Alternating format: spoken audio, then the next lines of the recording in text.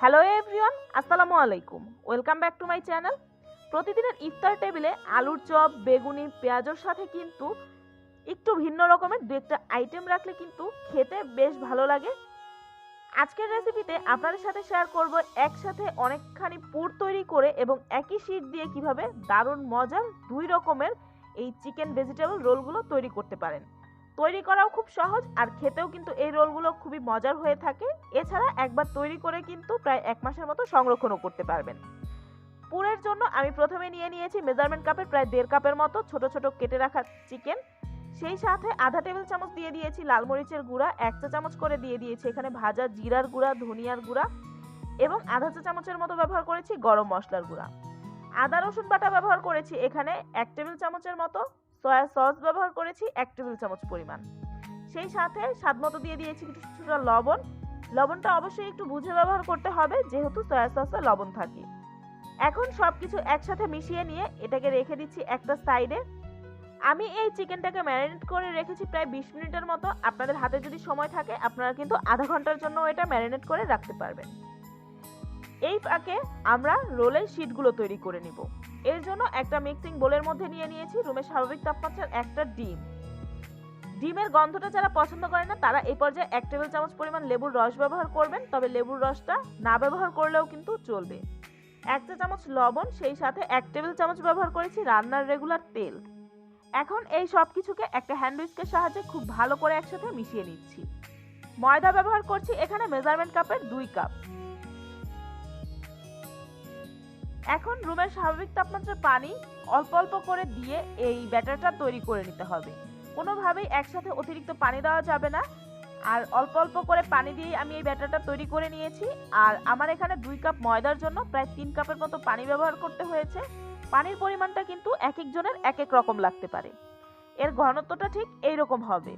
আশা করছি আপনারা দেখেই বুঝতে পারছেন এর ঘনত্বটা কিন্তু কোনোভাবেই একেবারে পানির মতো পাতলাও হবে না, আবার খুব বেশি গাঢ়ও কিন্তু হবে না। যেহেতু 2 ধরনের রোল তৈরি করব তাই এখান থেকে আমি কিছুটা ব্যাটার অন্য একটা বাটিতে উঠিয়ে রাখছি। আপনাদের সুবিধার জন্য আমি একটা হ্যান্ড উইচ দিয়েও এই ব্যাটারের ঘনত্বটা দেখিয়ে দিচ্ছি। এখন শীটগুলো একে একে তৈরি করে নেওয়ার পালা। একটা ফ্রাই প্যানের মধ্যে সামান্য একটু তেল একটা ব্রাশের সাহায্যে ব্রাশ করে নিচ্ছি। অতিরিক্ত তেল কিন্তু ব্যবহার করা যাবে না। এখন সেই আগে থেকে তৈরি করে রাখা ব্যাটার থেকে আমি এই রকম চামচের 1 চামচ করে ব্যাটার দিয়ে দিচ্ছি, তবে আপনারা মেজারমেন্ট কাপ দিয়েও কিন্তু দিতে পারেন। সেক্ষেত্রে 1/3 কাপের যে কাপটা থাকে সেটা ব্যবহার করতে পারেন। দেওয়ার পরে কিন্তু সাথে সাথেই এটাকে ছড়িয়ে দিতে হবে আর চুলার হিটটা রাখতে হবে মিডিয়াম লোয়ের মাঝামাঝিতে। কয়েক সেকেন্ডের মধ্যেই দেখবেন যে ওপর থেকে কালারটা কিন্তু চেঞ্জ হতে শুরু করবে। ওই পর্যায়ে এটাকে উল্টে নিয়ে অপর পাশটাও প্রায় 20 থেকে 30 সেকেন্ডের মতো রেখে নামিয়ে নিলেই হয়ে যাবে শীটগুলো। এভাবে একে একে আমি সবগুলো শীট তৈরি করে নিয়েছি। আমি এখানে 2 কাপ ময়দা ব্যবহার করেছি, তার থেকে কিন্তু কিছুটা মিশ্রণ আমি তুলেও রেখেছি। তারপরে আমার এখানে প্রায় 17 থেকে 18টার মতো শীট হয়েছে। আর শীটগুলো দেখতেই পাচ্ছেন ঠিক কতটা পারফেক্ট হয়েছে। আপনারা যদি মিশ্রণটা না রাখেন সেক্ষেত্রে কিন্তু দেখবেন যে আপনাদের শীট হবে প্রায় 25 থেকে 30টার মতো। এখন ভিতরে পুরটা তৈরি করে নেওয়ার পালা। এজন্য আরেকটা পাত্রের মধ্যে দিয়ে দিচ্ছি রান্নার রেগুলার তেল 2 টেবিল চামচের মতো। এখন সেই আগে থেকে ম্যারিনেট করে রাখা চিকেনটা আমি এর মধ্যে দিয়ে দিচ্ছি। চুলার হিটটা মিডিয়াম হাইতে রেখে 4 থেকে 5 মিনিটের মতো এগুলোকে ভেজে নিতে হবে। যেহেতু ছোট ছোট করে কাটা হয়েছে এবং ম্যারিনেট করা ছিল, আর মুরগির বুকের মাংস আমি যেহেতু ব্যবহার করেছি তাই এগুলো সেদ্ধ হতে কিন্তু খুব বেশি সময়ের প্রয়োজন নেই।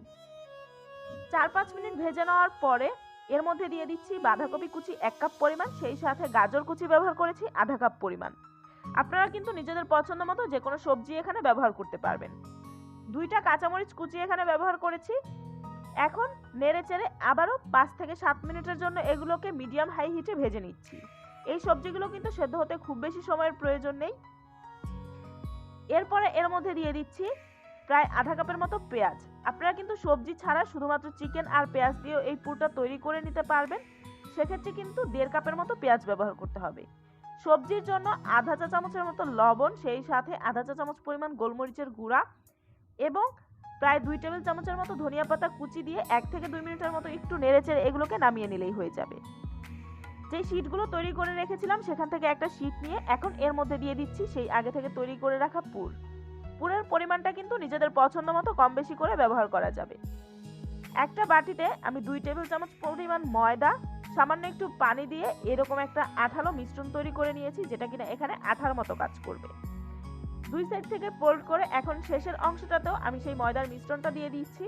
আর দেখতেই পাচ্ছেন যে আমি এই রোলগুলো ঠিক কিভাবে করে নিচ্ছি।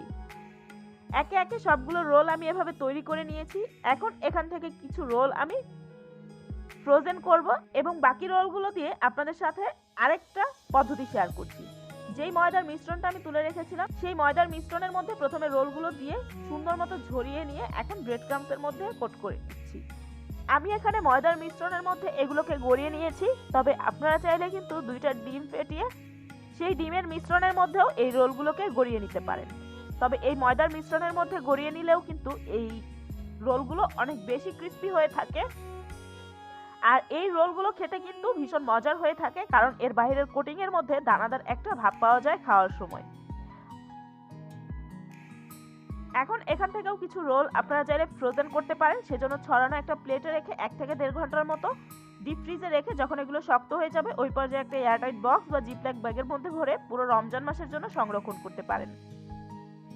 যেহেতু এখানে সবকিছু আগে থেকেই কুক করা, তাই তেলটা আমি মিডিয়াম হিটে গরম করে নিয়ে এখন রোলগুলো একে একে দিয়ে দিচ্ছি। আর ব্রেড ক্রাম্ব ছাড়া যে রোলগুলো তৈরি করেছি সেখান থেকেও কিছু রোল আমি আপনাদের সাথে ভেজে শেয়ার করছি। এই রোলগুলোও কিন্তু অনেক বেশি ক্রিস্পি হয়ে থাকে। উল্টে পাল্টে ভেজে নেওয়ার পরে যখন এরকম গোল্ডেন কালার হয়ে আসবে ওই পর্যায়ে এগুলোকে তেল ঝরিয়ে উঠিয়ে নিচ্ছি। এরপরে নিজেদের পছন্দ মতো সাজিয়ে এই রোলগুলো পরিবেশনের পালা। 2টা রোল খেতেই কিন্তু অনেক বেশি মজার হয়ে থাকে। আর এই রোলগুলো আপনাদের সাথে ভেঙে শেয়ার করছি যে এটা ঠিক কতটা ক্রিস্পি হয়ে থাকে। ব্রেড ক্রাম্বস দিয়ে কোট করা রোলগুলো তো ক্রিস্পি হয়ে থাকে, সেটা তো সবাই জানেন। আর এই রোলগুলোও কিন্তু ভীষণ ক্রিস্পি হয়ে থাকে। আশা করছি আজকের রেসিপিটা আপনাদের কাছে ভালো লেগেছে। যদি ভালো লেগে থাকে ভিডিওটিতে একটি লাইক দিয়ে ফ্রেন্ডস এন্ড ফ্যামিলির সাথে আমার আজকের রেসিপিটা শেয়ার করবেন। আমার চ্যানেলটা যদি এখনো সাবস্ক্রাইব করে না থাকেন তাহলে প্লিজ আমার চ্যানেলটা সাবস্ক্রাইব করবেন। সবাই খুব বেশি ভালো থাকবেন। আল্লাহ হাফেজ।